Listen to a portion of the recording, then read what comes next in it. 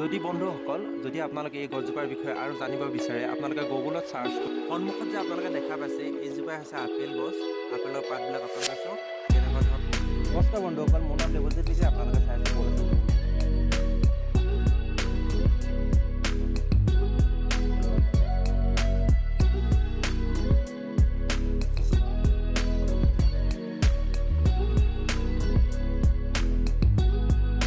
যদি আমাৰ অসমৰ ফ্ৰেণ্ডসকলে যদি যিসকলে আপেল গছত ইণ্টাৰেষ্ট ৰাখে বা আপুনি ভৱিষ্যতে আপেল গছ ৰুম বুলি যদি ভাবিছে আপোনালোকে লাষ্টলৈকে ভিডিঅ'টো চাই লওক আপুনি স্কিপ বিলকুল নকৰিব কিয় কাৰণে নকৰিব মই এইটো কাৰণেই কৈছোঁ আপোনাৰ সকলো এটা ইচ্ছা থাকে দেই ঘৰত এজোপা আপেল থকা হ'লে লাগিলে লাগক নালাগক মই ছেকেণ্ড ভিডিঅ'টো আপোনাক বনাই দিছোঁ কি কোনটো ভেৰাইটিজ লগালে আপোনালোকৰ ভেৰাইটি চাই হৈছে কোনটো ভেৰাইটি লগালে মানে আপেল আমাৰ অসমত গৰম এলেকাত হোৱা এজোপা আপেলৰ দি আছোঁ আপোনালোকৰ নামটো ছেকেণ্ড ভিডিঅ'টো কম এইটো ভিডিঅ'টো কৈ দিওঁ কৈ দিলে বহুত লম্বা হ'ব মই বহুত লেকচাৰ মাৰোঁ না সকলো ফ্ৰেণ্ডকে নমস্কাৰ জনাই আজি ভিডিঅ'টো আৰম্ভ কৰিছে আজি ভিডিঅ'টো বনাবলৈ ওলাইছোঁ দাড়ি চিৰিবিলাক কাটি দিয়াৰ কাৰণে দিছে নে অলপমান বেলেগ হৈ গ'লো ন মানুহটো চকুকেইটা দিছে নহয় মানে ভালকৈ টোপনি যাব পৰা নাই একদম ব্লগিঙত ব্যস্ত আৰু ট্ৰেভেলিঙত ব্যস্ত আৰু ধৰি লওক আৰু বহুত কিবা কিবিত ব্যস্ত সকলোবিলাক নকওঁ গতিকে আজি এই ভিডিঅ'টোৰ দ্বাৰা আপোনালোকক দেখুৱাম আপোনালোকে হিন্দীত বৰ্ডবিলাক পাই থাকিবা দেই কাটিঙৰ বিষয়ে আমাৰ সঁচা কৈছোঁ দেই কিছুমান ইউটিউবাৰ না সঁচা কৈছোঁ মানে মানুহ আপোনালোকক না বিভোৰ কৰি দিব আপেল গছ এসোপা দেখুৱাই লয় না এই কাটিং কৰি দেখুৱাব কিবা কিন্তু কাটিং কিয়ৰ কাৰণে কয় এইটো আজিলৈকে কোনো নাই দেখুৱা আকৌ হিন্দীটো মই বহুত চালোঁ দেই কাটিং কি কাৰণে কৈছে মানে সিহঁতি নিজে বুজি পাইছে আপোনাক বুজাই দিয়ে নাই যে আপুনিও যদি আপেল এজোপা আছে নহয় আপুনিও কাটিং কৰি দিব তাকে দেখি পিনি হয় নহয় হয় নহয় কওক ময়ো কনফিউজ হৈ গৈছিলোঁ সঁচা কৈছোঁ প্ৰথম যেতিয়া ধৰি লওক এতিয়া মোৰ আপেল গছ লগোৱা 3-4 বছৰ হৈ গ'ল ময়ো কনফিউজ হৈ গৈছিলোঁ যে আপেল গছৰ যে কাটিং কৰে এই আমিও কৰিব লাগিব নেকি নিশ্চয় আপুনিও কৰিব লাগিব কেতিয়া কৰিব লাগিব কিন্তু এইটো কোনো নাই কোৱা আজি যেতিয়া আপুনি নতুনকৈ গছ এজোপা লগাব ধৰি লওক এইটো বছৰত আপুনি এজোপা গছ হিচাপ কৰি ৰাখক যে আজি মই এজোপা আপেল গছ লগালোঁ লগাই দিয়েতো সেই এমাহতটো ডাঙৰ নহয় না ডাঙৰতে তাক 1-2 বছৰ লাগিব আপেল গছজোপা লগাই একদম মনত দি ৰাখক আহিবলগীয়া টাইমত আপোনালোকে বজাৰত পুলি পাই যাব আপেল গছজোপা লগাই কমচে কম তাক ডাঙৰ হ'বলৈ দিব 3 বছৰ আপোনালোকে ইউটিউবত বহুত ভিডিঅ' পাব বিশেষকৈ হিন্দীত নহয় হিমাচল প্ৰদেশৰ হওক শ্ৰীনগৰত অকল সেইবিলাকেই দেখিব কাটিং কিন্তু এইটো নকয় যে কাটিং কি কাৰণে কৰিব লাগে মই চাই পাগল হৈ গ'ল লাষ্টত কিতাপখন কিনি আনিলোঁ আপেলৰ বিষয়ে আপোনাক কিতাপখন দেখুৱাই আছোঁ আহিবলগীয়া টাইমত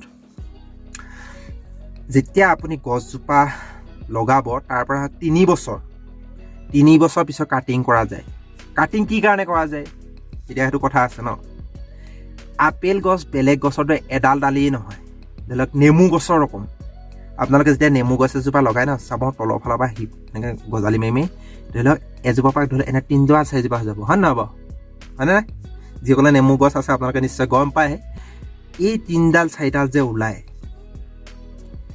এটা কথা ধ্যান ৰাখক প্ৰথম হ'ল 3 বছৰ হ'ব লাগিব ছেকেণ্ডতে হ'ল এই তলৰ গা গছডাল মেইন গা গছডাল আপোনালোকে 2-6ডাল নিদিব আমাৰ অসমত 4ডাল দি দিব 2-4ডালৰ ভিতৰতে আপোনালোকে গা গছ ৰাখিব আপেলত বহুত শিপা মাৰে আপোনালোকে দেখিব যদি ঘৰত আপেল লগাইছে আৰু ধৰি লওক যেতিয়া ডাঙৰ হৈ যাব না তেতিয়া এজোপা আপেল 15 বছৰ 20 বছৰ তেতিয়া এডালেই হৈ যায় বা দুডালেই হৈ যায় দুডালে যিমান পাৰে আপোনালোকে 3ডাল বা 4ডাল ৰাখিবলৈ চেষ্টা কৰক 3-4ডাল ৰাখিলে মানে জোপোহা হয় গছজোপা চাপৰ হয় আৰু যদি আপুনি এডাল ৰাখে গা গছ যদি এডাল ৰাখে আপোনালোকে ভাবিব যে তলৰ পৰা পোখা মাৰি দিছে মই এডাল কাটি দিওঁ মানে এডালেই ৰাখোঁ এডালো ৰাখিব পাৰিব কিন্তু ধৰি লওক সিডাল মৰি গ'লে সিডালে বাচি যাব সিডাল মৰিলে মানে এডালে নাই বা 2-3ডাল ৰাখিব তেতিয়া গছজোপা আপোনাৰ জোপোহা হয় আৰু গছজোপা সদায় কাটিং কৰা এটা কৈ দিছোঁ 3ডাল বা 4ডাল ৰাখি দিব আৰু যেতিয়া আপোনালোকে গছজোপা কাটিং কৰিব 3 বছৰ পিছত কাটিং কৰিব তাৰ আগত যদি কাটে নহয় আপোনাৰ গছজোপা কিন্তু ডেমেজ হৈ যাব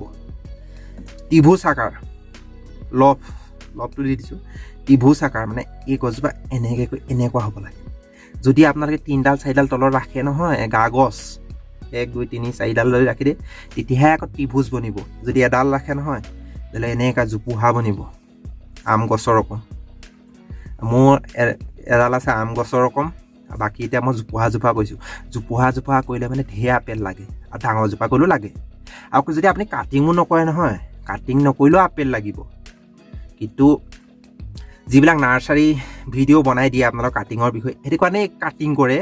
তেওঁলোকৰ মানে ধৰি লওক নাৰ্চাৰীত ধৰি লওক 5 ফুট 6 ফুটত গছবিলাক যেতিয়া লগায় মানে সিজোপা গছত লাগি নাযাবৰ কাৰণে কাটিং কৰা হয়।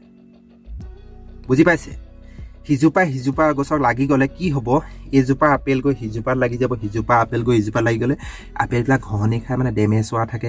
আৰু এটা কথা মন ৰাখিব দেই, আপেল গছ কোনবিলাক কাটিং কৰা যায় আপোনালোকে চাই ল'ব। এতিয়া মানে আজি এই ভিডিঅ'টোত জনাইছোঁ যে কেনেকুৱা গছজোপা কিয় কাটিং কৰা যায়, হয় নাই? কাটিং কিয় কাৰণে কৰা যায়, কাটিংটো ভিডিঅ'টো আপোনাৰ হিন্দী সকলোৱে বুজি পায়, হয়নে? ধৰি লওক মেইন গা গছৰ পৰা এনেকৈ তলৰ পৰা যদি বেলেগ পোখা ওলাই যদি এনেকৈ লাগোতে যেতিয়া বতাহ মাৰিব না, আমাৰ অসমত বহুত বতাহ মাৰে, এনেকৈ হিলি থাকিব। হিলোতে ইয়াত ঘঁহনি হ'লে মানে আপেল গছত বহুত বেমাৰ হয়। মই মেডিচিন মাৰি ঠকি গৈছোঁ।